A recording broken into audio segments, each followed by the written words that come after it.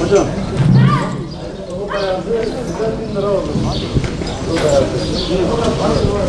Bu size 850 olur, bu kırmızı da 900 lira.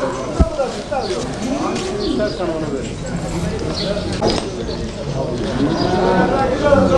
Buradan mı keseceğiz?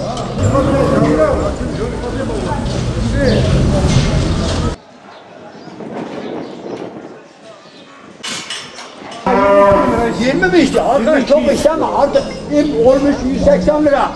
Para yok. Tütün gitti. Baraj meydana gelmedi. Tütün gitti. Baraj meydana gelmedi. Baraj meydana gelmedi. 14 diyor 14. 14 olmaz. Niye olmasın? 14 Olacak efendim. Güzel bir şey söyle. Bir çık. Düş. Düşün mü? Ha 20 kağıt. 20 mi? 17. Görürsün. Ya o 80 bunu kıracak. Hadi Allah hayır etsin. Hoş geldiniz.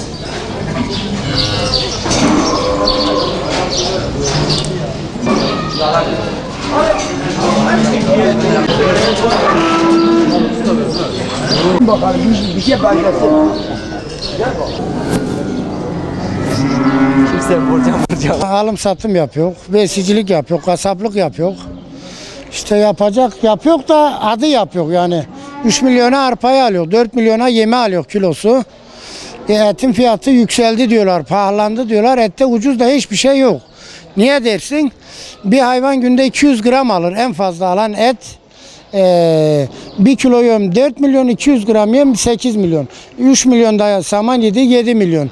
İlacı, innesi, bakımı derken yani besleyici de üretici de zor durumda. Kurbanlıklara rağbet kesim yoktur. Yani halkın %60'ı kesim yapamıyor. Kurbanlık kesimi yapmıyor. Kurban kesemiyor. Niye? Durumu yok. Alışveriş iş olacak, ticarette kazanacak, işinde kazanacak olacak. Zaten pandemiden dolayı da çoktandır iş yok. Esnaf da zor durumda. İşçi de zor durumda. Et de tüketim lokantada gidiyor. Otelde gidiyor, turizmde gidiyor. Turizm kapalı. Restoranlar kapalı. Kebapçılar kapalı. Yetiştirdiği malı tüketemedi. Mal yığıldı. Yığılınca da fiyatlar iyi, kötü değil ama alıcı yok. Halkın alım gücü yok. Vatandaş ne yapsa alamıyor. Ben 90 tane mal getirmişim buraya. Herkes bunu biliyor. Bak geçen seneye göre mal fiyatları aynısı. Yine müşterinin zoruna gidiyor. Yani güç yetmiyor. Millet gücünde düşmüş. Bizim tek bir talebimiz ki biz büyüklerimizden bu imi düşürmesini istiyoruz. Gene takdir bizim büyüklerin elinde. Satan da memnun değil. Zaten esnaf batıyor. Biz büyüklerimizden ricada bulunuyoruz. Bu emleri biraz çarasın, fırsatı borsana mümkünse biraz düşürmesi lazım ki fakir fukara da bu kurbanlarını normal olarak kessinler. Hiçbir halinde memnun değil. Bizim demek istediğimiz bu. Yani biz şu vaziyette satan da batakta, yani iflas da batmıyor, kazanmıyor. Alan da güçlük çekiyor. Yemler pahalı. Bugün arpanın kilosu neredeyse 3 milyonu bulmuş. Hani mallar pahalı. Biz genelde malcılık yapıyoruz. Bazıları alamıyor. Yani gelen müşteri pahalı olduğu için yani gitmiyor. Bazı vatandaş alamıyor.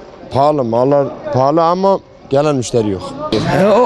Etini hiç kimse yapamaz bundan sonra. İmkanı yok. Kimse bir tane içeriye almaz. Böyle giderse millet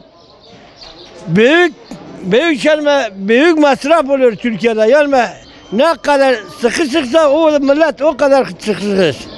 Yani sıkışık, yani bir şey alamıyor. Allah yardım etsin. Bir davar götürün, fiyat da gidiyor, em de gidiyor, para da gidiyor. Sermaye de gidiyor.